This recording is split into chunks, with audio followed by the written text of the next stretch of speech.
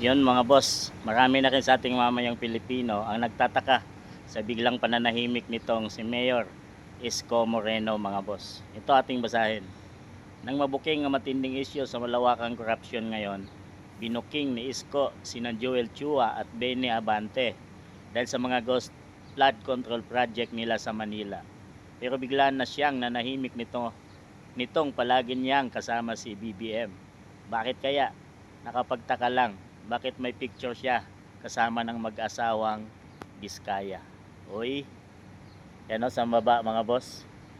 May picture siya kasama yung mga Biskaya. At doon, kamiting niya na sila Abante at si Joel Chua. At ito, palagi niya nang kasama si BBM.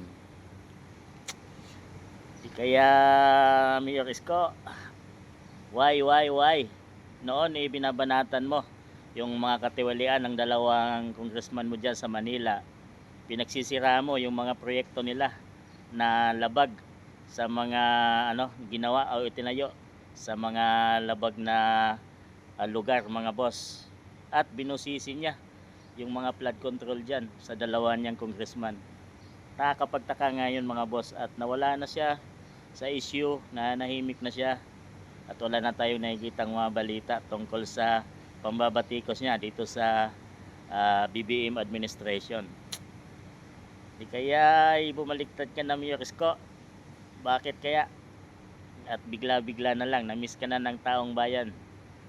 Yan Mayor Isko, magpakita at sagutin mo yan. Ano sa palagay niyo mga boss? Tama kaya ang hinala ng lahat?